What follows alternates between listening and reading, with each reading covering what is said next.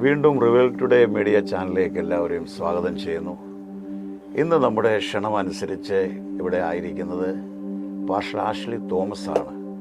ചെങ്ങന്നൂരിൻ്റെ ഹൃദയഭാഗത്ത് GRC global revival ചർച്ചിൻ്റെ പാസ്റ്ററാണ്, സീനിയർ പാസ്റ്ററാണ്. അദ്ദേഹം ഇവിടെ ഉണ്ട്. Pastor, welcome to revival today channel. Praise God, Pastor. So blessed. ഒത്തിരി സന്തോഷമുണ്ട്. കാരണം കഴിഞ്ഞ ദിവസങ്ങളിൽ ഇങ്ങനെ കർത്താവിൻ്റെ അഭിഷിക്തന്മാർ ധാരാളം പേര് വരികയും അങ്ങനെയുള്ള കാര്യങ്ങൾ സംസാരിച്ചു. പരിശുദ്ധാത്മാവിൻ്റെ ഹൃദയത്തിൽ അങ്ങനെ പാസ്റ്ററിനെക്കുറിച്ചൊരു ചിന്ത തന്നു. അങ്ങനെയാണ് നമ്മൾ ധാരാളം അനുഭവ സാക്ഷ്യങ്ങളുണ്ടല്ലോ. അതിനു മുമ്പ് ജസ്റ്റ് പാസ്റ്റർ ഒന്ന് പരിചയപ്പെടുത്തിയത് ഓഡിയൻസ്. എൻ്റെ പേര് ആഷ്ലി എബ്രഹാം തോമസ് എന്നാണ്. ചെങ്ങന്നൂരുള്ള ഗ്ലോബൽ റിവൈവൽ ചർച്ചിൻ്റെ സീനിയർ പാസ്റ്ററായിട്ടാണ് ഞാനിപ്പോൾ ആയിരിക്കുന്നത്. അപ്പോൾ പാസ്റ്ററിൻ്റെ പിതാവ് ഒരു ശുശ്രൂഷകനായിരുന്നല്ലോ. ഇപ്പോൾ കർത്താവിൻ്റെ സന്നിധിയിൽ നിത്യതയിൽ വിശ്രമിക്കുന്നു. പാസ്റ്റർ ഈ ഒരു കാര്യത്തിലേക്ക് വരാനുള്ള മുഖാന്തരങ്ങൾ തിരിയാൻ കാരണം, കൂടുതലും പാസ്റ്റേഴ്സിൻ്റെ മക്കളെ ഞാൻ ഒത്തിരി അധികം കണ്ടിട്ടില്ല, ഉണ്ട്. എങ്ങനെയാണ് അതിൻ്റെ ഒരു മുഖാന്തരം പാസ്റ്റർ എന്ന് പറയണം? പാസ്റ്റർ, എൻ്റെ പിതാവ് കുവൈറ്റിലായിരുന്നു. ഞങ്ങൾ കുടുംബമായിട്ട്, എൻ്റെ മമ്മി, ഞങ്ങൾ 3 പേരാണ്. ഞങ്ങൾ കുവൈറ്റിലാണ്. ഞാൻ ജനിച്ചത് അവിടെയാണ്. അപ്പം 1970 എൻ്റെ ഫാദർ അവിടെ ചെല്ലുന്നത്. അന്ന് ഞങ്ങൾ ജാക്കോബിറ്റ്സ് ആയിരുന്നു. അവിടെ നിന്ന് എൻ്റെ ഫാദർ അവിടെ ചെന്ന് കുവൈറ്റിൽ വെച്ചാണ് പപ്പ യഥാർത്ഥമായിട്ട് യേശുവിനെ കണ്ടെത്താനിടയായി തീർന്നത്. അവിടെ രക്ഷിക്കപ്പെടുന്നു. പപ്പ അങ്ങനെ കർത്താവിനെ കാണാനുള്ള ഒരു മുഖാന്തരം ആ സമയത്ത് പപ്പയുടെ ലൈഫിൽ ഒരു പ്രതിസന്ധി ഉണ്ടായി. പ്രത്യേകിച്ച് ജോലി സംബന്ധമായ ഒരു പ്രതിസന്ധി ഉണ്ടായി. ജോലി നഷ്ടപ്പെട്ട് അങ്ങനെ മുറിയിൽ വളരെ നിരാശയിലായിരുന്ന സമയത്ത് ചെറുതായിട്ട് ഈ ഡ്രിങ്ക്സ് ഒക്കെ എടുക്കുന്ന നിലയിലേക്കൊക്കെ പോയി. അങ്ങനെ പോയ സമയത്ത് ഇവിടെ അയിരൂർ എന്ന് പറയുന്ന സ്ഥലത്ത് അവിടെ ജോലി എന്നൊരു അങ്കിൾ ഉണ്ടായിരുന്നു, പ്രായമുള്ള ഒരു അപ്പച്ചനുണ്ടായിരുന്നു. നമ്മുടെ പാസ്റ്റർ എബി അയിരൂരിൻ്റെ ഗ്രാൻഡ് ഫാദറാണ്. അപ്പം അദ്ദേഹം ഇങ്ങനെ രാവിലെ പ്രാർത്ഥിച്ചുകൊണ്ടിരുന്നപ്പോൾ എൻ്റെ ഫാദറിൻ്റെ പേര് തൻ്റെ ഹൃദയത്തിൽ വെളിപ്പെടുകയും അങ്ങനെ പപ്പ താമസിച്ച മുറി അദ്ദേഹം തപ്പി വന്ന് അങ്ങനെയാണ് യേശുവിൻ്റെ സ്നേഹം പങ്കിടുകയും അങ്ങനെ പപ്പയുടെ കൂടെ ഇരുന്ന് വചനങ്ങൾ, കുറേ സത്യങ്ങൾ പപ്പായ്ക്ക് വെളിപ്പെടുത്തി കൊടുത്തു. അതിലൂടെയാണ് ഫാദർ ഈ രക്ഷയുടെ അനുഭവത്തിലേക്ക് വരുന്നത്. വീണ്ടും അവിടെ പിന്നെ കണ്ടിന്യൂ ചെയ്തു. പിന്നീട് കണ്ടിന്യൂ ചെയ്തു. പിന്നെയും ആ ജോലി തന്നെ തുടർന്നു ചില വർഷങ്ങൾ.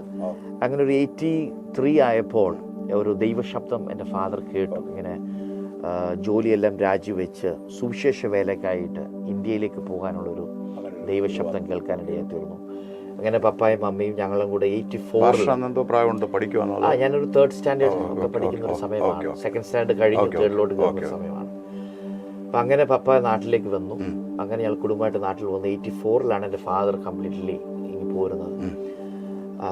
വന്ന് പപ്പ ഇവിടെ മിനിസ്ട്രി തുടങ്ങി. ശരിക്കും ഒരു ദൈവങ്ങളെ കേട്ട് ഒരു ശുശ്രൂഷ ചെയ്യണമെന്ന് പറഞ്ഞുകൊണ്ടാണ് അവിടുന്ന് വരുന്നത്. തീർച്ചയായിട്ടും 100% ദൈവശബ്ദം കേട്ട് ആണ് അവിടുന്ന് തിരിച്ചു വരുന്നത്. അല്ല, ഇപ്പോൾ പാസ്റ്റർ ഇങ്ങനെ സാക്ഷ്യങ്ങളിൽ ഞാനിങ്ങനെ പറഞ്ഞു കേട്ടിട്ടുണ്ട്, പാസ്റ്റർ ഇങ്ങോട്ട് വരാനുള്ള അത്ര താല്പര്യങ്ങളില്ലായിരുന്നു. കാരണം വീട്ടിലെ ഒരു സാഹചര്യങ്ങൾ അത്ര ഒരു ഒത്തിരി സ്മൂത്തായിട്ടല്ല കാര്യങ്ങൾ പോയത്. പക്ഷെ പിന്നെ എന്താ പാസ്റ്റർ ഇങ്ങനെ തിരിയാനുള്ളൊരു കാരണം?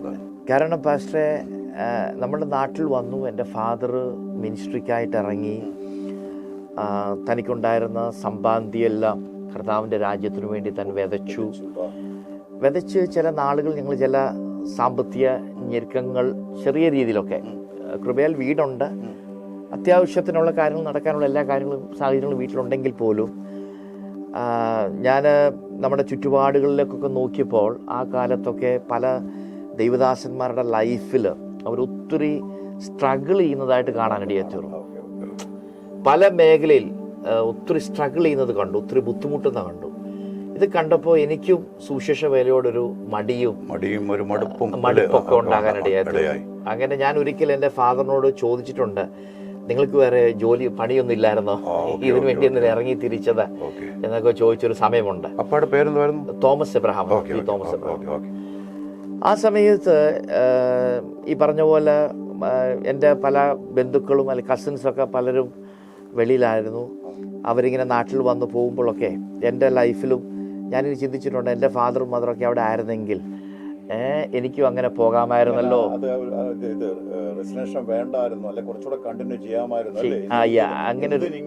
ഇങ്ങനൊരു സ്റ്റെപ്പ് എടുത്തു വെച്ചു. കാര്യം പാവുക്കര എന്ന് പറയുന്ന സ്ഥലത്തായിരുന്നു എൻ്റെ ഫാദറിൻ്റെ ഒരു ചർച്ച ഉള്ളത്. അതൊരു ഗ്രാമപ്രദേശമായിരുന്നു. അപ്പോൾ അവിടെ ഞങ്ങളുടെ കുടുംബമായിരുന്നു അവിടെ. അങ്ങനെ എൻ്റെ ഫാദർ ആക്ച്വലി നാട്ടിൽ വന്നത് ഒരു സിറ്റി ബേസ്ഡ് ആയിട്ടൊരു പ്രവർത്തനം ഒക്കെ പപ്പയുടെ ഉള്ളിലുണ്ടായിരുന്നു.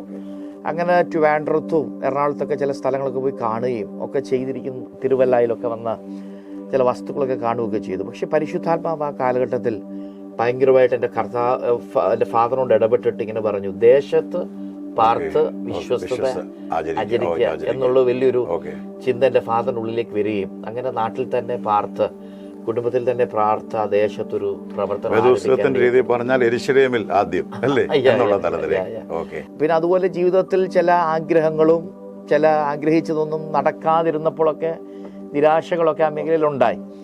സോ അതുകൊണ്ടാണ് ആ കാലഘട്ടത്തിൽ ഞാൻ ഈ സുവിശേഷത്തോട് അല്ലെങ്കിൽ സുവിശേഷ വേലയോട്, സുവിശേഷത്തെ ഇഷ്ടമാണ്, സുവിശേഷകരെ ഇഷ്ടമാണ്, പാസ്റ്റേഴ്സിന് ഇഷ്ടമാണ്, ദൈവത്തെ ഇഷ്ടമാണ്, ദൈവത്തോടുള്ള സ്നേഹം. പക്ഷേ ഫുൾ ടൈം മിനിസ്ട്രി എന്ന് പറയുന്നത് എനിക്കൊരു ഇച്ചിരി ബുദ്ധിമുട്ടായിട്ട് ഇറങ്ങാൻ ഇച്ചിരി ബുദ്ധിമുട്ടായിരുന്നു. പല ഇങ്ങനെയുള്ള കാരണങ്ങളാണ്. വേണം ഇങ്ങനെ പറയാം, ഇങ്ങനെ പപ്പായ്ക്ക് ഇത്രയും കഷ്ടതയും വേദനയാണെങ്കിൽ ഞാനും ഇനി അതിനകത്ത് പോയി പെടേണ്ട ആവശ്യമില്ലല്ലോ. എങ്കിലും ആ ഒരു ടേണിംഗ് പോയിന്റ് എന്തോ ആയിരുന്നു വർഷത്തിരിയാൻ? ടേണിംഗ് പോയിന്റ് ആക്ച്വലി ഞാൻ ഒരു 2 വർഷം തിയോളജി പഠിക്കാനായിട്ട് പോയിരുന്നു. ഞാൻ എൻ്റെ 10th കഴിഞ്ഞപ്പോൾ 10ാം ക്ലാസ് കഴിഞ്ഞപ്പോൾ ക്യാപ്റ്റൻ ഷാമുൽ എന്ന് പറയുന്ന ജമ്മു കാശ്മീരിൽ പ്രവർത്തിച്ചുകൊണ്ടിരുന്ന ഒരു ശക്തനായ ഒരു അഭിഷക്തൻ, അദ്ദേഹം എല്ലാ വർഷവും മഞ്ഞാടി കേന്ദ്രീകരിച്ചൊരു മീറ്റിംഗ് നടത്തുമായിരുന്നു. എനിക്കൊന്ന് 1 മാസമോ 10 ദിവസമായിട്ടൊക്കെ ഒരു നീണ്ട ദിവസം ഒരു മീറ്റിംഗ് ഉണ്ടായിരുന്നു. അപ്പം അങ്ങനെ ഒരു ഞായറാഴ്ച പാവുക്കരയിലുള്ള ഞങ്ങളുടെ ചർച്ചിൽ വന്നു. പാസ്റ്റർ വന്നപ്പോൾ അദ്ദേഹത്തിൻ്റെ പ്രസംഗത്തോട് എനിക്കൊരു പ്രത്യേക ആകർഷണം തോന്നി. അങ്ങനെ മീറ്റിംഗ് കഴിഞ്ഞ് ഞങ്ങളുടെ വീട്ടിൽ ഊണ് കഴിഞ്ഞപ്പോൾ പെട്ടെന്ന് ക്യാപ്റ്റൻ ഷാമുൽ പാസ്റ്ററിനോട് ചോദിക്കുകയാണ്, മോൻ വരുന്നോ മീറ്റിംഗ് എന്ന് ചോദിച്ചു. ഞാൻ അപ്പം തന്നെ എല്ലാം പാക്ക് ചെയ്തുള്ളതെല്ലാം കൊണ്ട് എടുത്ത് പാസ്റ്ററിൻ്റെ കൂടെ ക്യാമ്പിന് പോയി. ഏകദേശം കുറേ ദിവസങ്ങളുണ്ടായിരുന്നു. അപ്പം അവിടെ ഞാൻ താമസിച്ചു. അവിടെ വെച്ച് എനിക്കൊരു ഉള്ളിൽ കർത്താവിന്റെ വേല ചെയ്യണമെന്നുള്ള ഒരു ആത്മഭാരവും ദാഹവും ഒക്കെ എൻകൗണ്ടർ എന്നുണ്ടെങ്കിൽ പറയാം. തീർച്ചയായിട്ടും അദ്ദേഹത്തിന്റെ മെസ്സേജുകൾ എന്നെ വളരെ സ്വാധീനിച്ച സമയത്ത് ത്യാഗപരമായ അവരുടെ സുശേഷ വേല, അവർ നോർത്ത് ഇന്ത്യയിലൊക്കെ ചെയ്യുന്ന ആ ത്യാഗവും ഇതൊക്കെ എന്നെ വളരെ അട്രാക്ട് ചെയ്തു. അങ്ങനെ ഞാൻ എൻ്റെ വീട്ടിൽ വന്ന് പറഞ്ഞു, എൻ്റെ പപ്പയോട് പറഞ്ഞു, പപ്പ എനിക്ക് സുശേഷ വേലയ്ക്ക് പോകണം. അങ്ങനെ ഫാദർ ഇങ്ങനെ തിരക്കിയപ്പോഴാണ് ബെഥനി അക്കാഡമി എന്ന് പറയുന്ന വെണ്ണിക്കുളത്തൊരു സ്കൂളിൽ അവരുടെ ഒരു BSAT എന്ന് പറഞ്ഞ പ്രോഗ്രാമുണ്ട്, Bethany school of arts and theology. അതിലെന്നെ കൊണ്ട് ചേർക്കാനിടയായി തീർന്നു. ഇപ്പോൾ ഒരു 5 years കോഴ്സാണ്. പക്ഷേ 2 years കഴിഞ്ഞപ്പോൾ വീണ്ടും ഈ പറഞ്ഞ പോലെ എനിക്ക് പല രീതിയിലുള്ള ഒരു മടുപ്പൊക്കെ ഉണ്ടായി സുവിശേഷ വേലയിലുള്ള. അതിലേക്ക് ഞാൻ ഡീറ്റെയിൽ ആയിട്ട് പോകുന്നില്ല. സോ ഇപ്പോൾ ഞാൻ ഓർത്തു വേണ്ട. ഞാൻ എൻ്റെ സ്കൂളിങ് കഴിഞ്ഞത് മാവേലിക്കരയിലുള്ള ബിഷപ്പ് മൂർ വിദ്യാപീഠം എന്ന് പറയുന്ന സ്കൂളിൽ നിന്നാണ് എൻ്റെ 10th കഴിഞ്ഞത്. അത് കഴിഞ്ഞിട്ട് ഞാൻ Bethany school of arts and തിയോളജിയുടെ ഭാഗമായി ചേർന്നു. അപ്പം 5 years കോഴ്സാണ്. പക്ഷേ 2 വർഷം കഴിഞ്ഞപ്പോൾ ഞാൻ അവിടെ നിന്ന് ഇറങ്ങി എൻ്റെ ഫാദറിനോട് നേരിട്ടൊന്ന് പറഞ്ഞു, പപ്പ എനിക്ക് പറ്റത്തില്ല. കോഴ്സ് പൂർത്തീകരിച്ചില്ല. ഇല്ല, 5 years എനിക്ക് പോകാൻ പറ്റിയില്ല. 2 years പറ്റുമോ? അപ്പം അതൊരു BD കോഴ്സായിരുന്നു. സോ 2 years കഴിഞ്ഞപ്പോൾ ഞാൻ എൻ്റെ ഫാദറിനോട് പറഞ്ഞു, എനിക്ക് പറ്റത്തില്ല, എനിക്ക് ജോലി ചെയ്യണം. ജോലി ചെയ്തിട്ട് എനിക്ക് കിട്ടുന്ന നന്മ കൊണ്ട് സുവിശേഷ വേലയൊക്കെ സപ്പോർട്ട് ചെയ്യാം എന്ന് പറയാനിടയായി തീർന്നു. കാര്യം ഞാൻ ആ 2 വർഷവും ഞങ്ങൾ ഈ പലയിടത്തും യാത്ര ചെയ്തു. പല മിഷൻ ഫീൽഡുകളിലും പല മിഷൻ സ്റ്റേഷനിലൊക്കെ പോയപ്പോൾ അവിടെയൊക്കെ ഒത്തിരി കഷ്ടപ്പെടുകയും പ്രയാസപ്പെടുകയും പ്രത്യേകിച്ച് സാമ്പത്തിക മേഖലയിൽ ബുദ്ധിമുട്ടുന്ന ഒത്തിരി പാസ്റ്റേഴ്സിനെ കാണാനിടയായി. അപ്പം എൻ്റെ അകത്തൊരു ചിന്ത വന്നു, ഞാനൊരു ജോലി ചെയ്ത് സമ്പത്തുണ്ടാക്കിയാൽ എനിക്ക് ഇവരെയൊക്കെ ഹെൽപ്പ് ചെയ്യാൻ പറ്റുമല്ലോ എന്നൊരു ചിന്ത എൻ്റെ അകത്ത് വരികയും ഞാൻ എൻ്റെ ഫാദറിനോട് പറഞ്ഞു, എനിക്ക് പൂർണ്ണ സമയ സുവിശേഷ വേലയ്ക്ക് താല്പര്യമില്ല, അതുകൊണ്ട് ഞാൻ പഠിക്കാൻ പോകുമെന്ന് പറഞ്ഞു. വീണ്ടും BB എന്ന് പറയുന്നത് ബാച്ചിലർ ഓഫ് ബിസിനസ് അഡ്മിനിസ്ട്രേഷൻ പഠിക്കാനായിട്ട് ഞാൻ ആലപ്പുഴ പോയപ്പോഴാണ് അതിൻ്റെ 3 വർഷത്തെ ഡിഗ്രി കോഴ്സാണ്. പക്ഷേ 2 വർഷം ഞാൻ ഈ പറഞ്ഞ പോലെ വീട്ടിൽ വരുമ്പോൾ എൻ്റെ മാതാപിതാക്കൾ പ്രാർത്ഥനയിലൊക്കെ ആയിരിക്കുന്നത് കൊണ്ട് ആ വീട്ടിൽ വരുമ്പോൾ ഒരു ആത്മീയനാണ്. പക്ഷെ കോളേജിൽ പോകുമ്പോൾ അത്ര ആത്മീയൻ്റെ അല്ലായിരുന്നു. പക്ഷെ എങ്കിലും ഉള്ളിൽ ആ ദൈവഭയം ഉണ്ടായിരുന്നു കേട്ടോ.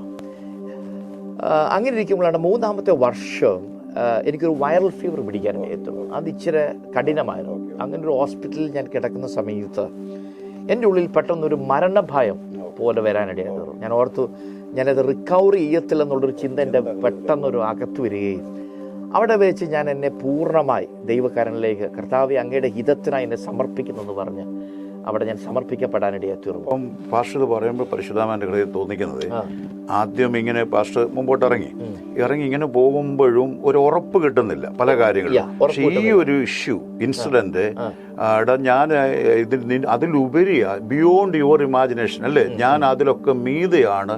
ഈ ഒരു സാഹചര്യത്തിലും നിന്നെ രക്ഷപ്പെടുത്താൻ കഴിയത്തില്ല, അതിന്റെ മീതെ ഞാനാണെന്നുള്ള ദൈവത്തിന്റെ ഒരു ഇടപെടലായിരുന്നു ഈ രോഗാവസ്ഥ കൂടെ പോയത് അല്ലേ?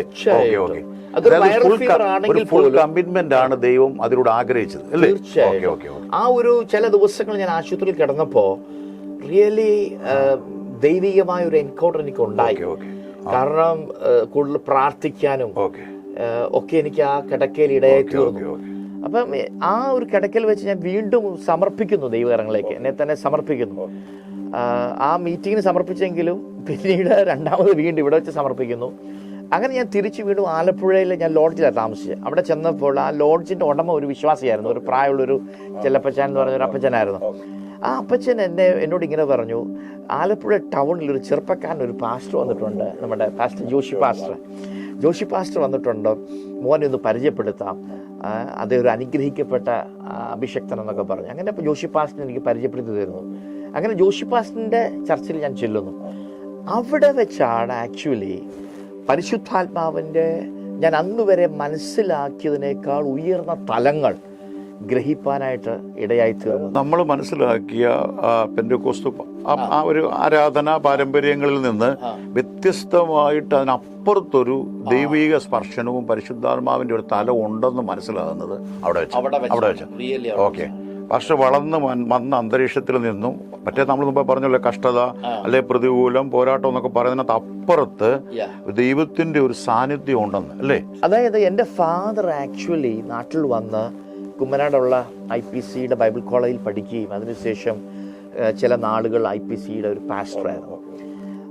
അതിനുശേഷം ഒരു പ്രത്യേക സാഹചര്യത്തിൽ ഞങ്ങൾ പോയിരുന്ന ഞങ്ങളുടെ ആ മാതൃക സഭയിൽ ചില ഇഷ്യൂസ് ഉണ്ടാവുകയും അങ്ങനെ ഒരു കൂട്ടം ആളുകൾ അവിടെ നിന്ന് മാറാനിടയെത്തുന്നു. അതിൻ്റെ ഭാഗമായി എൻ്റെ ഫാദർ അവിടെ നിന്ന് മാറുകയും പിന്നീടൊരു ഇൻഡിപെൻഡൻ്റ് എന്ന് പറയാം, പക്ഷേ ആ കാഴ്ചപ്പാടുകളും ആ രീതികളൊക്കെ അതേ രീതിയിലാണ് IPCയുടെ അതേ രീതിയിൽ നമ്മൾ ഫോളോ ചെയ്തുകൊണ്ടിരുന്ന എല്ലാ കാര്യങ്ങളും, ആ ഒരു ടീച്ചിങ്ങും ആ ഒരു നിലവാരത്തിലൊക്കെ മുന്നോട്ട് പോയിക്കൊണ്ടിരുന്നത്. അതിൽ നിന്ന് വ്യത്യസ്തമായൊരു കാര്യം ഞാൻ ഇവിടെ കണ്ടു. ആ സമയത്ത് ബാംഗ്ലൂരുള്ള ബെതേൽ AG ചർച്ചിന്റെ അഭിഷക്തന്മാർ പല പാസ്റ്റേഴ്സും അവിടെ കടന്നു വരികയും പാസ്റ്ററിന്റെ കീഴിൽ ട്രെയിൻഡ് ആയിട്ടുള്ള ആ കാലത്ത് ഉള്ള ചില അഭിഷക്തന്മാർ അവിടെ കടന്നു വരികയും അതോടൊപ്പം തന്നെ ആത്മാവിന്റെ അഭിഷേകത്തിന്റെ ഉയർന്ന തലത്തിലുള്ള പല പാസ്റ്റേഴ്സ് അവിടെ കടന്നു വന്നു. അതോടൊപ്പം തന്നെ എൻ്റെ ആത്മീയപിതാവാണ് ജോഷി പാസ്റ്റർ. ജോഷി പാസ്റ്ററിന്റെ ആ വിശ്വാസവും കാഴ്ചപ്പാടുകളും ഇതൊക്കെ എന്നെ ഒത്തിരി സ്വാധീനിച്ചു.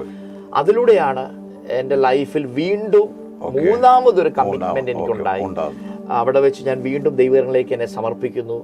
അങ്ങനെ ഒരു രാത്രിയിൽ ഞാൻ എൻ്റെ ലോഡ്ജ് മുറിയിൽ കിടന്നുറങ്ങുന്ന സമയത്താണ് ഒരു അക്ഷരീയ ശബ്ദം എൻ്റെ മുറിയിലുണ്ടായി. ആ ശബ്ദം ഇങ്ങനെയാണ്, അതെല്ലാം കഴിഞ്ഞിട്ട് ഞാൻ റിക്കവറിയായി കോളേജിലെ വീണ്ടും പഠനം തുടങ്ങി. അങ്ങനെ പഠിച്ചുകൊണ്ടിരിക്കുന്ന സമയത്താണ് ജോഷി പാസ്റ്ററുമായിട്ട് ഞാൻ മീറ്റ് ചെയ്യുന്നത്. അങ്ങനെ ഒരു ദിവസം അതോടൊപ്പം തന്നെ വേറൊരു കാര്യം നടന്നു. എൻ്റെ ലോഡ്ജിൽ ആ ഓണർ എന്നോട് വന്നിട്ട് പറഞ്ഞു, എൻ്റെ മാറ്റവും ഒക്കെ കണ്ടപ്പോൾ അവിടെ ആരെങ്കിലുമൊക്കെ വന്നാൽ എന്നെ വിളിക്കും പ്രാർത്ഥിക്കാൻ. അങ്ങനെ ഞാൻ അവിടെ ചെന്ന് അവർക്ക് വേണ്ടിയൊക്കെ പ്രാർത്ഥിക്കുമായിരുന്നു. അങ്ങനെ അദ്ദേഹം എന്നോട് പറഞ്ഞു, ഒരു മുറി തരാം. അദ്ദേഹം എനിക്കൊരു അവിടെ ഒരു വീടുണ്ടായിരുന്നു. മെസ്സേജ് ഷെയർ ചെയ്യുമായിരുന്നു, ഇല്ല അതിലേക്ക് ചെറിയ രീതിയിലൊക്കെ. ആ സമയത്ത് 2-3 ഇൻസിഡന്റ് ലൈഫിലുണ്ടായി. ഒന്ന്, കുറ്റൂർ എന്ന് പറയുന്ന ഒരു സ്ഥലം, ഓതറ കുറ്റൂര്, എൻ്റെ ഫാദറിന്റെ സിസ്റ്ററിന്റെ വീടുണ്ട്. അവിടെ ഒരു ഫാദർ ഒരു മിനിസ്ട്രി അവിടെ ആരംഭിച്ചപ്പോൾ എൻ്റെ ഫാദർ ട്രെയിൻ ചെയ്ത് വന്നൊരു ചെറുപ്പക്കാരനെയാണ് പാവുക്കരയിൽ നിന്ന് അങ്ങോട്ട് വിടാനായിട്ട് ആക്ച്വലി സഭ തീരുമാനിച്ചത് അദ്ദേഹത്തെ. അപ്പം സൺഡേ രാവിലെ വന്നപ്പോൾ അദ്ദേഹം എന്തോ കാരണത്താൽ വരാൻ പറ്റാത്തത് കൊണ്ട് പെട്ടെന്ന് എൻ്റെ ഫാദറിനോട് പറഞ്ഞു, മോനെ ഒരു കാര്യം ചെയ്ത് നീ ഒന്ന് പോയി ഒന്ന് സ്റ്റാർട്ട് ചെയ്യും, ചുരുക്കം ആൾക്കാരേ ഉള്ളൂ. നീ ഒന്ന് പോയി ഒന്ന് തുടങ്ങാൻ പറഞ്ഞു. എനിക്കാണെങ്കിൽ ഒട്ടും മനസ്സില്ല. അന്ന് മൊബൈൽ ഫോൺ ഒന്നുമില്ല. എന്റെ വീട്ടിൽ നിന്ന് മാന്നാർ ജംഗ്ഷൻ ഉണ്ട്. അവിടെ വന്നിട്ട് ഞാൻ STD ബൂത്ത് കേട്ടിട്ട് വീട്ടിലോട്ട് വിളിക്കും. അപ്പൊ പുള്ളി എത്തിയോ, എനിക്ക് തിരിച്ചു വീട്ടിൽ തിരിച്ചു പോകാൻ വേണ്ടിയാ. അപ്പൊ പറഞ്ഞില്ല മോനെ നീ മുന്നോട്ട് പോകും, ഞാൻ പറയാം. തിരുവല്ലയിൽ ഇറങ്ങി ബസ് ഇറങ്ങി തിരുവല്ലയിൽ STD ബൂത്ത് കയറി ചോദിച്ചു പപ്പ പുള്ളി എത്തിയോ, എനിക്ക് തിരിച്ചു പോകാനാ. അപ്പൊ പറഞ്ഞില്ല നീ അവിടെ ചെല്ല്. അങ്ങനെയാണ് ആക്ച്വലി ഞാൻ ഈ മിനിസ്റ്ററിലേക്ക് ഇറങ്ങുന്നത്. തുടക്കം അങ്ങനെയാണ്. അന്ന് ശുശ്രൂഷിച്ചോ? അന്ന് അവിടെ ചെന്ന് ഞാൻ ശുശ്രൂഷിച്ചു. പക്ഷെ എനിക്കൊരു പ്രശ്നം ഉണ്ടായിരുന്നു. എനിക്ക് ഈ ചെറിയ പ്രായത്തിൽ ഏതാണ്ട് ഒരു 4th സ്റ്റാൻഡേർഡ് കഴിഞ്ഞ് ഒരു 5th സ്റ്റാൻഡേർഡ് വന്നപ്പോൾ എനിക്കത് ഓർമ്മയില്ല എങ്ങനെയാണെന്ന്. എനിക്കൊരു സ്റ്റാമറിംഗ് ഉള്ള ആളല്ല ഞാൻ. എൻ്റെ വീട്ടിൽ വെച്ചോ ഒന്നും എനിക്ക് സ്റ്റാമറിംഗ് ഇല്ല. പക്ഷേ പിന്നീട് എനിക്കൊരു പബ്ലിക്കിൽ വരുമ്പോൾ 4 പേരോടൊക്കെ സംസാരിക്കുന്ന കൂട്ടത്തിൽ വരുമ്പോൾ എനിക്ക് സ്റ്റാമറിംഗ് ഉണ്ടാകാൻ തുടങ്ങി. ഭയങ്കരമായിട്ട് വിക്ക് വരും. ഇതെന്നെ ഭയങ്കരമായിട്ട് ബുദ്ധിമുട്ടിച്ചു ആ കാലങ്ങളിൽ. അപ്പം ഞാൻ സ്കൂളിൽ ഏകദേശം ഒരു 6th 7th 8th ആ കാലത്തൊക്കെ എനിക്ക് ഈ ഒരു ബുദ്ധിമുട്ടുണ്ടായിരുന്നു. അതുകൊണ്ട് ടീച്ചേഴ്സൊക്കെ ടെക്സ്റ്റ് ബുക്കൊക്കെ വായിക്കാൻ പറയുമ്പോൾ ഞാൻ എഴുന്നേറ്റ് ഇങ്ങനെ ബ ഇങ്ങനെയൊക്കെ വായിക്കും. അപ്പോൾ ടീച്ചേഴ്സ് എന്നോട് ഇരിക്കാൻ പറയും. അപ്പം അങ്ങനെ ഒരു ഭയങ്കര ഒരു ബുദ്ധിമുട്ട് ആ കാലഘട്ടത്തിൽ എനിക്ക് നേരിട്ടിരുന്നു. അപ്പോൾ ആൾക്കാരെ ഫേസ് ചെയ്യാനൊക്കെ ഒരു ഭയങ്കര ബുദ്ധിമുട്ടായിരുന്നു. 4 പേരുടെ മുമ്പിൽ പറയുന്ന ഘട്ടത്തിലും ഉണ്ടോ അങ്ങനെ? തീർച്ചയായിട്ടും എനിക്ക് ആ പ്രോബ്ലം ഉണ്ടായിരുന്നു. പപ്പായ്ക്ക് അത് അറിയാമായിരുന്നു? പപ്പായ്ക്ക് അത് അറിയാമായിരുന്നു ആക്ച്വലി. പക്ഷെ പപ്പായ്ക്ക് നല്ല വിശ്വാസം ഉണ്ടായിരുന്നു.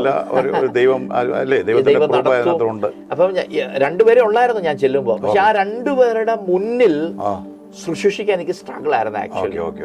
കാരണം ആദ്യമേ ഒരു 5-6 പേരുണ്ടായിരുന്നു. പിന്നെ ഞാൻ ഇന്ന് ഓർക്കുന്നുണ്ട്, 2 ആന്റിമാർ മാത്രം ഇരിക്കുന്ന ഒരു ഗ്രൂപ്പിൽ ഞാൻ വലിയ വചനമൊക്കെ പ്രിപ്പയർ ചെയ്താ പോയത്. 1 മണിക്കൂറോളം ഉള്ള മെസ്സേജ് പ്രിപ്പയർ ചെയ്താണ് ഞാൻ പോയത്. ആ സമയത്ത് ഞാൻ അവിടെ 2 പേരോട് സംസാരിക്കാൻ എനിക്ക് സ്ട്രഗിൾ ഉണ്ടായി. എനിക്ക് ഒരു ഭയം വരികയും ഞാൻ 5 മിനിറ്റ് നിർത്തി. അങ്ങനെ നിന്നു.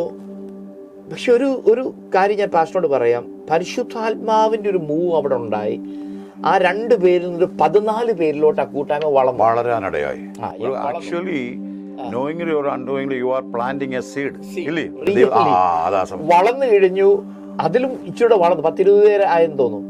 ആയപ്പോ ഇവർക്കൊരു കൺഫ്യൂഷൻ. കാരണം എന്നെ വെച്ചുകൊണ്ടിരിക്കാൻ ബുദ്ധിമുട്ടാണ്. കാരണം എനിക്ക് പ്രസംഗിക്കാൻ പറ്റുന്നില്ല. കാര്യം ഞാൻ എഴുന്നേറ്റ് നിൽക്കും, വലിയ കോൺഫിഡന്റോടെ അവിടെ വരുന്നത്. പക്ഷെ എഴുന്നേറ്റ് നിൽക്കും, പെട്ടെന്ന് എനിക്ക് സ്റ്റാമറിംഗ് ഉണ്ടാവും. എനിക്ക് പേടി വരും, ഭയം വരും. എന്നിട്ട് എനിക്ക് പ്രസംഗിക്കാൻ കണ്ടിന്യൂ ചെയ്യാൻ പറ്റാതെ വരും. അപ്പോൾ ഇവർ തീരുമാനം എടുത്തു, ഏതായാലും കൂട്ടായ്മ വളരുകയാണ്, പുതിയ ആൾക്കാർ വന്നുകൊണ്ടിരിക്കുന്നു. അതുകൊണ്ട് ആഷ്ലി വെച്ചുകൊണ്ടിരുന്നാൽ ശരിയാകത്തില്ല. അതുകൊണ്ട് എന്നെ മാറ്റാൻ തീരുമാനിച്ചു. ഒരു വീക്കെൻഡിൽ ഒരു ഫ്രൈഡേ ഞാൻ എൻ്റെ കോളേജ് കഴിഞ്ഞ് ഞാൻ വീട്ടിൽ ചെല്ലുമ്പോൾ എൻ്റെ മമ്മി എന്നോട് പറഞ്ഞു, മോനെ ഈ ഞായറാഴ്ച കൂടെ നീ പോയാൽ മതി. കാരണം നിനക്ക് ഈ വിക്കുള്ളത് കൊണ്ട് അവർക്ക് താല്പര്യമില്ല നിന്നെ വെച്ച് മുന്നോട്ട് കണ്ടിന്യൂ ചെയ്യാനായിട്ട്. സോ അവർ നിന്നെ മാറ്റാൻ തീരുമാനിച്ചു. അപ്പോൾ ഒരു റിട്ടയർഡായി ചർച്ച് ഓഫ് ഗോഡിൽ നിന്ന് അങ്ങോട്ട് റിട്ടയർഡായ ഒരു പ്രായമുള്ള ഒരു പാസ്റ്ററുടെ അടുത്തുണ്ട്. അദ്ദേഹമായിട്ട് ഓൾറെഡി സംസാരിച്ച് ഡീലൊക്കെ സംസാരിച്ച് വെച്ചിരിക്കുക. പക്ഷേ ഈ സമയത്ത് ഇങ്ങനൊരു പ്രയാസം ഉള്ളതുകൊണ്ട് മാനസികാവസ്ഥ എന്നെ കൊണ്ട് ഇത് ചെയ്യാൻ ഒക്കത്തില്ലെന്നുള്ളൊരു ചിന്ത ഹൃദയത്തിൽ വന്നല്ലേ? പ്രത്യേകിച്ച് എക്സ്പ്രസ് ചെയ്യാൻ ഒക്കാത്തതുകൊണ്ടല്ലേ അങ്ങനെ ചിന്ത വന്നു? 100% ഈ പറഞ്ഞ ഒത്തിരി നെഗറ്റീവ് എന്നെ കൊണ്ട് സാധിക്കത്തില്ല, ഒത്തിരി നെഗറ്റീവ് തോട്ട്സും ഇങ്ങനെയൊക്കെ ഉള്ളിലുണ്ടായിരുന്നു ഈ കാരണത്താൽ. അപ്പോൾ ഒരു ദിവസം എൻ്റെ മമ്മി എന്നോട് പറഞ്ഞു, ഓൾറെഡി ആ പാസ്റ്ററുമായിട്ട് അവർ സംസാരിച്ചു, ഇതാണ് മോൻ്റെ ലാസ്റ്റ് സൺഡേ, നീ ഇന്നും കൂടെ പോയാൽ മതി എന്ന് എൻ്റെ അമ്മ എന്നോട് പറഞ്ഞു. ആക്ച്വലി ആ വാക്ക് എന്നെ ഒത്തിരി വേദനിപ്പിച്ചു. അന്ന് ഞാൻ എൻ്റെ മുറി കയറി ലോക്ക് ചെയ്ത് രാവിലെ കയറി ഞാൻ ദൈവത്തോട് പറഞ്ഞു, കർത്താവേ, തടിച്ച നാവുള്ള മോശ സൗഖ്യമാക്കിയ ദൈവം എന്നെ തൊട്ടേ പറ്റൂ. ആ സമയത്ത് ബ്രദർ സുരേഷ് ബാബുവിൻ്റെ ഓഡിയോ മെസ്സേജ്, അന്ന് അദ്ദേഹം ശക്തമായ ഈ കാലത്ത് ദൈവം ഉപയോഗിക്കുന്ന ഒരു വ്യക്തിയാണ്, നമുക്കറിയാം. അദ്ദേഹത്തിൻ്റെ ഓഡിയോ മെസ്സേജസ് ഞാൻ ഇങ്ങനെ സ്ഥിരമായി കേൾക്കുന്ന ഒരാളായിരുന്നു. അങ്ങനെ അതിട്ട് കേൾക്കുകയും അന്ന് ഈവനിങ്ങിൻ്റെ മുമ്പേ, വൈകുന്നേരം ഞാൻ മുറിയിൽ നിന്ന് ഇറങ്ങുന്നതിന് മുമ്പേ വലിയൊരു പ്രസൻസ് എൻ്റെ മുറിക്കകത്ത്, വലിയൊരു ദൈവസാന്നിധ്യം. ഈ അനുഭവമായിരുന്നു ലോഡ്ജ് വെച്ചുണ്ടായിരുന്നു പറഞ്ഞത്? ഈ അനുഭവമായിരുന്നു അതോ വ്യത്യസ്തമായ പല എൻകൗണ്ടേഴ്സ് ഉണ്ടായിരുന്നു. അതിലൊരു എൻകൗണ്ടർ അസാധാരണ ഒരു ദൈവശക്തിയുടെ ശരീരത്തിൽ ഇറങ്ങി. ഞാൻ മുറിയിൽ നിന്ന് ഇറങ്ങി വന്നപ്പോൾ ഒരു പ്രത്യേക I was feeling like I was A changed person. ഒരു വ്യത്യസ്തമായ ഒരു വ്യക്തിയായിട്ടാണ് എനിക്ക് ഫീൽ ചെയ്തത്. അന്ന് ഞായറാഴ്ച ഞാൻ ഇതുപോലെ മെസ്സേജ് എടുക്കാനായിട്ട് അവിടെ ചെന്നു. എൻ്റെ മനസ്സിൽ ഈ പറഞ്ഞ പോലെ കഴിഞ്ഞ തലേ ഞായറാഴ്ച 5 മിനിറ്റേ പോയുള്ളൂ. അതുകൊണ്ട് ഈ ഞായറാഴ്ച അത് പ്രതീക്ഷിച്ച ആൾക്കാർ വന്നിരിക്കുന്നേ. ആഷ്ലിയെ കൊണ്ട് നടക്കത്തില്ല, 10 മിനിറ്റ് അപ്പുറത്തോട് കൂടി വന്നാ പോകത്തില്ലെന്നുള്ള ചിന്തയിലാണ് നിൽക്കുന്നത്. പക്ഷെ ഞാനവിടെ എഴുന്നേറ്റ് നിന്നു. പരിശുദ്ധാത്മ അസാധാരണ നിലയിൽ മൂവ് ചെയ്യുകയും ഏതാണ്ട് 1 മണിക്കൂറിലപ്പുറം മെസ്സേജ് എടുക്കാൻ കർത്താവ് സഹായിച്ചു. മെസ്സേജ് എടുത്തു കഴിഞ്ഞപ്പോൾ അവിടെയുള്ള വിശ്വാസികളെല്ലാം കൂടെ വന്നിട്ട് പറയാ, ആഷ്ലി മോൻ പോകണ്ട, മോൻ ഇരുന്നാൽ മതിയോ. അങ്ങനെ ഒരു 5.5 വർഷം ആ ചർച്ചിന്റെ പാസ്റ്ററായിട്ട് ഇരിക്കാൻ ദൈവകൃപ തന്നു. പക്ഷേ ആഷ്ലി ഇത് ഷെയർ ചെയ്തുകൊണ്ടിരിക്കുമ്പോൾ തന്നെ ഈ അവസ്ഥയിലൂടെ കടന്നു പോകുന്ന ആരെങ്കിലും ഉണ്ടെങ്കിൽ എന്നെ കൊണ്ടത് പറ്റത്തില്ല, എനിക്കത് കഴിയുമോ എന്ന് ചിന്തിച്ച് ഒരു 5 മിനിറ്റ് പോലും അത് പൂർത്തീകരിക്കാൻ കഴിയാത്ത പ്രിയ ദേവദാസനെ ദൈവം മണിക്കൂറുകൾ പറ്റത്തില്ല വേറൊരാളെ നോക്കണമെന്ന് പറഞ്ഞിടത്താണ് പാസ്റ്റർ ആഷ്ലി തന്നെ നിന്നാൽ മതി അല്ലേ, അതിലേക്ക് പരിശുദ്ധാത്മാ കൊണ്ടുവന്നു. അപ്പോൾ പാസ്റ്ററിന് ഒരു സന്ദേശം എന്തോ അതിലൊന്ന് ആദ്യം ടച്ച് ചെയ്ത് ഒരു വാക്കൊന്ന് പറയാം ഇത് കാണുന്നവരോട്, നമ്മൾ അങ്ങനെ ഒരു അനുഭവത്തിലൂടെ കടന്നു പോകുന്നവർ എന്തോ ദൈവത്തിൽ. കൊരിന്ത്യയ ലേഖനത്തിൽ പോൾ ഇങ്ങനെ പറയുന്നുണ്ട്, ബലമുള്ളവനെ ലജ്ജിപ്പിപ്പാൻ ദൈവം ബലഹീനമായതിനെ തെരഞ്ഞെടുത്തു, ജ്ഞാനമുള്ളതിനെ ലജ്ജിപ്പിപ്പാൻ ദൈവം പോഷത്വമായത് തെരഞ്ഞെടുത്തു, ഉള്ളതിനെ ഇല്ലാതാക്കാൻ കുലഹീനവും നികൃഷ്ടവും അതിനെ തെരഞ്ഞെടുത്തു. കർത്താവിന്റെ തെരഞ്ഞെടുപ്പ് എപ്പോഴും നമ്മൾ നോക്കിക്കഴിഞ്ഞാൽ ലോകത്തിന് മുമ്പിൽ പെർഫെക്റ്റ് ആയതിനെ അല്ല മനസ്സിലാകുന്നുണ്ടോ? എപ്പോഴും ഞാൻ മനസ്സിലാക്കിയിട്ടുള്ള എന്റെ ജീവിതാനുഭവത്തിൽ എന്ന് പറയാം, ഇങ്ങനൊരു പാസ്റ്റർ ആവുന്നോ, ദൈവത്തിന്റെ കൃപയാൽ ഇത്രയും ഒരു നല്ലൊരു സഭയുടെ ഒരു സീനിയർ പാസ്റ്റർ ആവുന്ന ഒരിക്കൽ പോലും ഞാൻ സ്വപ്നം കണ്ടിട്ടില്ല. അതിലേക്ക് ഞാൻ വരുന്നുണ്ട്. വഴികളെ കുറിച്ച് ഞാൻ ഇന്ന് ഓർക്കുന്നുണ്ട്, ഞാൻ BBA പഠിക്കുന്ന സമയത്ത് ആലപ്പുഴ ബീച്ചിന്റെ അടുത്ത് തന്നെയാണ് താമസിച്ചിരുന്നത്. ഞാൻ മിക്കവാറും വൈകുന്നേരമുള്ള ബീച്ചിൽ പോയി ആ മണ്ണിൽ ഇങ്ങനെ കുത്തിയിരുന്ന് കടലിനെ നോക്കിയിരിക്കും. കാരണം എൻ്റെ ഫ്യൂച്ചറിനെ കുറിച്ച് എനിക്കൊന്നും കാണാനില്ല, നത്തിങ്, ഒരു ബ്ലാങ്ക് ആയിട്ടാണ് ഞാൻ കാണുന്നത്. കാരണം ഞാൻ നോക്കുമ്പോൾ എനിക്ക് ഒത്തിരി പോരായ്മകൾ എൻ്റെ ജീവിതത്തിലുണ്ട്. ഏറ്റവും മെയിനായിട്ട് ഞാൻ സഫർ ചെയ്ത് സ്റ്റാമറിങ് ആണ്. അപ്പം ഒരു ഇൻ്റർവ്യൂവിന് പോയാലോ, അല്ലെങ്കിൽ ഈ പറഞ്ഞ പോലെ 4 പേരോട് സംസാരിക്കാനോ, ഒരു കൺവെൻഷൻ പ്രസംഗിക്കാനോ, ഒരു ചർച്ചിൽ എഴുന്നേറ്റ് നിന്ന് 2 വാക്ക് പറയാനോ ഒക്കെ ഒത്തിരി, പ്രത്യേകിച്ച് ഞാൻ ഈ സെമിനാറൊക്കെ എടുക്കുന്ന സമയത്ത്, കോളേജ് ഞാൻ BBA പഠിക്കുമ്പോൾ എനിക്ക് സെമിനാർ എടുക്കാം. അപ്പം ആ ദിവസങ്ങളൊക്കെ ഞാൻ മിക്കവാറും ആബ്സെൻ്റ് ആവും. കാരണം എനിക്ക് ക്ലാസ്സിന് മുന്നിൽ വന്ന് 2 വാക്ക് പറയാൻ ബുദ്ധിമുട്ടാണ്. പക്ഷെ അത് കമ്പൽസറി ആയിരുന്നത് കൊണ്ട് ഏതായാലും അവസാനമായാലും ഞാൻ വന്ന് പറയും, അത് ഏറ്റവും ബെസ്റ്റാക്കി ദൈവം മാറ്റുകയും ചെയ്യും. കാരണം എനിക്കൊരു കാര്യം അറിയാം, ഞാൻ 6th പഠിക്കുന്ന സമയത്ത് ഞാൻ വളരെ സഫർ ചെയ്തൊരു സമയമുണ്ട്. ആ സമയത്താണ് എൻ്റെ ഒരു മോറൽ സയൻസ് ക്ലാസ്സിൽ ഒരു ടീച്ചർ ഒരു വാക്യം എനിക്ക് പറഞ്ഞു തന്നു. ബൈബിളൊരു വാക്യമാണ്. ആ വാക്യം ഇങ്ങനെയാണ്, ഫിലിപ്പിയർ 4:13, എന്നെ ശക്തനാക്കുന്ന മുഖാന്തരം ഞാൻ സകലത്തിനും മതിയാവും. സകലത്തിനും. I can do all things through Christ who strengthens me. ഇന്നും എൻ്റെ ഏറ്റവും വലിയൊരു പവർഫുൾ വേർഡാണത്. അപ്പോൾ ആ സമയത്ത് പാസ്റ്ററിൽ ഇങ്ങനെ ചിന്തകൾ വന്ന് കാണാം. അതായത് എൻ്റെ പിതാവ് എന്തിനെ ഇങ്ങനെ ഒരു സ്റ്റെപ്പ് എടുത്തു, പറഞ്ഞില്ലേ ഫ്യൂച്ചറിനെ കുറിച്ചുള്ള ചിന്തകൾ. അല്ലെ പിന്നെ എന്നെ മിനിസ്ട്രിയിൽ നിന്നുള്ള തള്ളി വിടുന്നു, പക്ഷേ മിനിസ്ട്രിയിൽ വേണ്ട മെയിനൊരു കാര്യം, ഒരു ശുശ്രൂഷന് വേണ്ടത് സംസാരിക്കാനുള്ള കഴിവാണ്. അതുപോലും എന്നെ കൊണ്ട് പറ്റുന്നില്ല. ദൈവമേ എൻ്റെ ഫ്യൂച്ചർ എന്തോ. ആ സ്ഥാനത്താണ് ആ ചർച്ചിലുള്ളവർ പറഞ്ഞത്, പാസ്റ്റർ തന്നെ ഇനിയും പാസ്റ്റർ ആഷ്ലി തന്നെ ശുശ്രൂഷിച്ചാൽ മതി. തീർച്ചയായിട്ടും. പക്ഷേ ഇത് പറഞ്ഞുകൊണ്ടിരിക്കുമ്പോൾ തന്നെ ഞാനൊരു കാര്യം ചെയ്യും, അങ്ങനെ ജോസഫ് പാസ്റ്ററുമായിട്ട് പിന്നെ ബന്ധമായി അല്ലേ, അദ്ദേഹത്തെ എവിടെ വെച്ച് ആത്മീയ പിതാവായിട്ട് സമർപ്പിക്കുന്നത്? എൻ്റെ കോളേജ് അന്ന് ആലപ്പുഴ കളക്ട്രേറ്റിന് അടുത്തായിരുന്നു. അപ്പം ഞാൻ ഈ ക്യാൻറ്റീനിൽ പോകുന്നത്, ഇടയ്ക്കൊക്കെ ഫുഡ് കഴിക്കാൻ പോകുന്നത് കളക്ട്രേറ്റ് ക്യാൻറ്റീനിലാണ്. അവിടെ ഇരിക്കുമ്പോൾ ഈ ഒരു മതിലുണ്ട്, കളക്ട്രേറ്റിൻ്റെ മതിലിൻ്റെ അപ്പുറത്തായിരുന്നു പാസ്റ്റർ ഒരു വീട്ടിലായിരുന്നു അന്ന് പ്രയർ നടത്തിക്കൊടുക്കും. അപ്പം ഞാൻ ഈ വെള്ളിയാഴ്ചകളിലൊക്കെ പോയി അവിടെ ഫുഡ് കഴിക്കുന്ന സമയത്തൊക്കെ പ്രാർത്ഥനയും പാട്ടൊക്കെ കേൾക്കാം. പക്ഷെ ഞാൻ അങ്ങോട്ട് പോയിരുന്നില്ല. അങ്ങനെ ഇരിക്കുമ്പോഴാണ് ഈ ചെല്ലപ്പച്ചാൻ എന്ന് പറഞ്ഞത് ഈ അപ്പച്ചൻ എന്നെ ഈ പാസ്റ്ററിനെ പരിചയപ്പെടുത്തി തരുന്നു. അങ്ങനെ ലോഡ്ജിൽ ഞാനൊരു പ്രെയർ സ്റ്റാർട്ട് ചെയ്തു, ലോഡ്ജിൻ്റെ അകത്ത്. അപ്പം ഈ കളക്ട്രേറ്റിലുള്ള ഒത്തിരി ഉദ്യോഗസ്ഥരും അവിടുത്തെ ഒരു ഡെപ്യൂട്ടി കളക്ടറും അതോടൊപ്പം തന്നെ ആ ചുറ്റുപാടുള്ള ആൾക്കാരൊക്കെ പ്രെയറിന് വരാൻ തുടങ്ങി. അപ്പം എൻ്റെ ഫൈനൽ ഇയറാണ്. ആ വർഷം കൂടെ കഴിഞ്ഞ് ഞാൻ ആലപ്പുഴയിൽ നിന്ന് പോവുക. ആ സമയത്താണ് ഈ അപ്പച്ചനോട് പറഞ്ഞു, മോനെ ഈ പ്രാർത്ഥന നിന്ന് പോരുത്, കണ്ടിന്യൂ ചെയ്യണം. കണ്ടിന്യൂ ചെയ്യാൻ വേണ്ടി ഞാൻ ഒരു കാര്യം പറയാം, ഇവിടെ അടുത്തൊരു ചെറുപ്പക്കാരൻ്റെ പാസ്റ്റർ വന്നിട്ടുണ്ട്, ഞാൻ പരിചയപ്പെടുത്തി തരാം. അങ്ങനെ ഈ അപ്പച്ചനാണ് ആക്ച്വലി എനിക്ക് പാസ്റ്ററിനെ പരിചയപ്പെടുത്തി തരുന്നത്. അങ്ങനെ പാസ്റ്ററിൻ്റെ ടീം വന്നിട്ട് ഈ മീറ്റിംഗ് ഏറ്റെടുത്തു. ആ സമയത്ത് എനിക്ക് ശേഷം അവരാണ് ആ ടീം വന്നാണ് ഈ മീറ്റിംഗ് നടത്തിക്കൊണ്ടിരുന്നത്. അങ്ങനെയാണ് പാസ്റ്ററുമായിട്ട് ഒരു ബന്ധം വരികയും പിന്നീട് ഞാൻ സ്ഥിരമായിട്ട് ആ ചർച്ചിൽ പോവുകയും പിന്നെ അങ്ങനെ ആ ഒരു ദൈവത്താൽ സംഭവിച്ചു പാസ്റ്റർ, എനിക്കതേ പറയാനുള്ളൂ.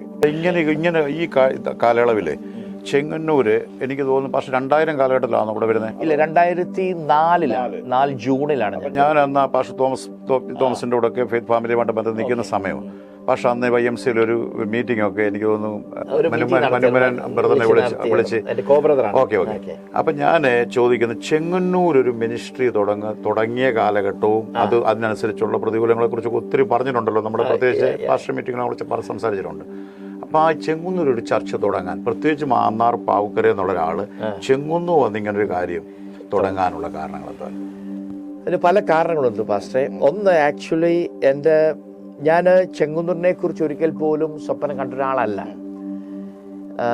ഞാൻ മിനിസ്ട്രിക്ക് ഇറങ്ങിയെങ്കിലും ഈ പറഞ്ഞ പോലെ എൻ്റെ വൈഫിൻ്റെ ആഗ്രഹം ഓർത്ത് നോർത്ത് ഇന്ത്യ ആയിരുന്നു. കാര്യം എൻ്റെ വൈഫ് ബാംഗ്ലൂരാണ് ജനിച്ചു വളർന്നതൊക്കെ. മലയാളികളാണ്, പക്ഷെ അവിടെയാണ് പേരൻസ് തന്നെ അവിടെയാണ് പറയുമ്പോൾ തന്നെ വൈഫ് എന്ന് പറയും. വൈഫിന്റെ പേര് കുഞ്ഞുങ്ങള്, എൻ്റെ വൈഫിന്റെ പേര് ബ്യൂള ആഷ്ലി എന്നാണ്, പക്ഷെ എല്ലാവരും അറിയപ്പെടുന്ന സ്വീറ്റി എന്നാണ്, വീട്ടിൽ വിളിക്കുന്ന സ്വീറ്റി എന്ന്. അങ്ങനെ മക്കൾ 2 പേരാണ്. മൂത്ത മോളാണ് കെസിയ, പിന്നെ മോന് ജോഷുവ അബ്രഹാം ആഷ്ലി. 2 പേരാണ്. 2 പേരും PG ചെയ്തോണ്ടിരിക്കുന്നു. പറഞ്ഞു വന്നപ്പോ ചോദിച്ചെന്നുള്ളതേ ഉള്ളൂ. അപ്പൊ എന്തായിരുന്നു മുഖാന്തരം പാസ്റ്റർ ചെങ്ങന്നൂർ വരാൻ കാരണം പാസ്റ്റർ, ഞാൻ തിരുവല്ലയിൽ ഒരിക്കൽ ഒരു എക്യുമെനിക്കൽ പ്രാർത്ഥനയിൽ ഇങ്ങനെ പോയിരുന്നു. 2-3 കാരണങ്ങൾ അതിനകത്തുണ്ട്. അപ്പോൾ ഒരു എക്യുമെനിക്കൽ മീറ്റിങ്ങിൽ അവരെന്നെ സ്ഥിരമായിട്ട് വിളിക്കുമായിരുന്നു. അങ്ങനെ ഞാൻ ആ പ്രാർത്ഥനയ്ക്ക് പോയ സമയത്ത് ആദ്യത്തെ 2-3 മീറ്റിങ്ങൊക്കെ വളരെ ബ്ലെസ്സിങ് ആയിരുന്നു. അപ്പോൾ മൂന്നാമത്തെ മീറ്റിംഗ് കഴിഞ്ഞപ്പോൾ അത് നടത്തിക്കൊണ്ടിരുന്ന വ്യക്തി, ഞാൻ അവിടെ ചെന്നപ്പോൾ എന്നെ മാറ്റി നിർത്തിയിട്ട് ഇങ്ങനെ പറഞ്ഞു. കാരണം ഞാൻ നോക്കുമ്പോൾ ഈ ജനത്തിൻ്റെ ആഗ്രഹവും ദാഹവും ഭയങ്കര മീറ്റിങ്ങിന് വരുന്നവർ. പിന്നെ നമ്മൾ നിൽക്കുന്ന ഒരു സത്യമുണ്ടല്ലോ, നമ്മൾ ബൈബിളിൽ നിന്ന് പഠിച്ച ഒത്തിരി സത്യങ്ങളുണ്ടല്ലോ, അതിനകത്തൊരു സത്യമാണ് സ്നാനം എന്ന് പറയുന്ന സത്യം. എന്നെ സംബന്ധിച്ച് കർത്താവ് എന്നെ വിളിച്ച് വേർതിരിച്ചു, കർത്താവിൻ്റെ വേലയ്ക്കായി ദൈവം എന്നെ ഇറക്കിയ സമയം എനിക്കൊരാഗ്രഹമുണ്ട്, വചനത്തെ എന്താ പറയുക, ആ സത്യത്തിൽ തന്നെ, ആ ട്രൂത്തിൽ തന്നെ ജനത്തെ പഠിപ്പിക്കണമെന്നുള്ളൊരു വലിയൊരു ആഗ്രഹം എൻ്റെ അകത്തുണ്ട്. അപ്പോൾ ഒരു ദിവസം അദ്ദേഹം എന്നോട് പറഞ്ഞു, എന്നെ മാറ്റി നിർത്തിയിട്ട് പറഞ്ഞു, ബ്രദർ വേണമെങ്കിൽ രോഗസൗഖ്യത്തെക്കുറിച്ച് പ്രസംഗിച്ചു, പറഞ്ഞു മനസ്സിലായോ, സമൃദ്ധിയെക്കുറിച്ച് പ്രസംഗിച്ചു, എല്ലാം പ്രസംഗിച്ചു, പക്ഷേ സ്നാനം മാത്രം മിണ്ടരുത്, അത് മാത്രം പറയരുത്. ശരിക്കും പറഞ്ഞ എനിക്കത് വളരെ വേദനയായി. കാരണം സ്നാനം എന്ന് പറയുന്നത് വലിയൊരു സത്യമാണ്. പ്രത്യേകിച്ച് ഞാൻ ഈ ഭൂതശാന്തി ശുശ്രൂഷയൊക്കെ ചെയ്യുന്നത് കൊണ്ട് കൂടുതൽ മഹത്വം അറിയാം. കാരണം ഒരിക്കൽ ഞാനൊരു ഭൂതത്തെ ഒരു സ്ത്രീയുടെ അകത്ത് ഇറക്കുന്ന സമയത്ത് ഞാനിങ്ങനെ പിശാചിനോട് പറഞ്ഞു, ഞാൻ എൻ്റെ വിശ്വാസത്തോടെ ഇങ്ങനെ പറഞ്ഞു, ഈ സ്ത്രീ സ്നാനപ്പെടാൻ പോവാന്ന് പറഞ്ഞു. പെട്ടെന്ന് പിശാച് പറയാണ്, അയ്യോ അവളെ സ്നാനപ്പെടുത്തില്ലേ, സ്നാനപ്പെടുത്തി കഴിഞ്ഞ് എനിക്ക് അവളിൽ ഒന്നും ചെയ്യാൻ സാധിക്കത്തില്ല. കാരണം സ്നാനപ്പെടുന്ന ആൾ ക്രിസ്തുവിനെ ധരിക്കുകയാണല്ലോ. രീതി പറഞ്ഞ ചെങ്കടൽ കടക്കുക അല്ലേ, പറവോനെയും സൈന്യങ്ങൾക്ക് അപ്പുറത്തോട്ട് ചെങ്കടൽ വാഗ്ദത്ത ദേശത്ത് കടക്കുന്ന ഒരു അനുഭവമാണ് ശരിക്കും. അപ്പം ഐ നോ ദ ഇമ്പോർട്ടൻസ്, ഈ സ്നാനത്തിന്റെ ഇമ്പോർട്ടൻസ് എന്താണെന്ന് എനിക്കറിയാം. ഈ ജനത്തിന്റെ ആഗ്രഹവും ദാഹം കണ്ടപ്പോൾ എനിക്ക് ഒരു ബുദ്ധിമുട്ടായിട്ട് തോന്നുന്നു. എനിക്കിതും കൂടെ ഈ സത്യവും കൂടെ അവരെ പഠിപ്പിക്കണമെന്ന് ആഗ്രഹമുണ്ട്. പക്ഷെ ഇദ്ദേഹം കാരണം, അല്ലെങ്കിൽ ഇദ്ദേഹം അത് പറഞ്ഞതുകൊണ്ട് എനിക്കത് ചെയ്യുന്നത് ശരിയല്ലല്ലോ. അപ്പോൾ എൻ്റെ മനസ്സിലൊരു ആഗ്രഹം വന്നു, ഒരു സെപ്പറേറ്റ് ആയിട്ടൊരു ഗ്രൂപ്പ് ഇതുപോലൊരു പ്രാർത്ഥന തുടങ്ങിക്കഴിഞ്ഞാൽ വചനത്തിന്റെ സത്യങ്ങൾ എനിക്ക് ഇൻഡിപെൻഡന്റ് എനിക്ക് പറഞ്ഞു കൊടുക്കാൻ പറ്റുമല്ലോ എന്നൊരു ആഗ്രഹം ഉള്ളിൽ വന്നു. അത് തിരുവല്ലയിൽ ഒരു സ്ഥലത്തായിരുന്നു. പക്ഷേ ഞാൻ തിരുവല്ലയെ കുറിച്ച് ചിന്തിച്ചപ്പോൾ അവിടെ ഒത്തിരി പ്രാർത്ഥനകളുണ്ട്, ഒത്തിരി കൂട്ടായ്മകളുണ്ട്, ഒത്തിരി പാസ്റ്റേഴ്സ് ഉണ്ട്. അങ്ങനെ ഇരിക്കുമ്പോഴാണ് ഒരു ദൈവിക ദൂത് ചെങ്ങന്നൂരിനെ കുറിച്ച് ലഭിക്കാനിടയെത്തുന്നു. അങ്ങനെയാണ് ആക്ച്വലി ചെങ്ങന്നൂരിലേക്ക് ഞാൻ നീങ്ങുന്നത്. കാര്യം ഞാൻ മനസ്സിലാക്കിയിടത്തോളം തിരുവല്ലയിൽ അന്നുണ്ടായിരുന്നത് പോലൊരു റിവൈവൽ തിരുവല്ലയിലെ മുക്കിനും മൂലയിൽ വന്ന പ്രാർത്ഥനകളുണ്ട്. പ്രത്യേകിച്ച് ആ സ്റ്റേഡിയങ്ങളിലൊക്കെ ഇഷ്ടംപോലെ ക്രൂസൈഡ് നടക്കുന്ന സമയമാണ്. ചെങ്ങന്നൂരിൽ ഒരു സ്പിരിച്വലി ഡ്രൈ പ്ലേസ് ആയിട്ടാണ് എനിക്ക് ഫീൽ ചെയ്തതും. പിന്നെ ദൈവം ഞങ്ങളോട് ഇടപെട്ടു. ദൈവശബ്ദമായിരുന്നു, പ്രവാചകന്മാരുടെ അങ്ങനെ ഉണ്ടോ? ഒരു ഉള്ളിൽ ഒരു ആത്മഭാരം ഉണ്ടായി ചെങ്ങന്നൂരിനെ കുറിച്ച്. അങ്ങനെയാണ് ചെങ്ങന്നൂരിലേക്ക് തീരുമാനിക്കുന്നതും അങ്ങോട്ട് വരുന്നതും.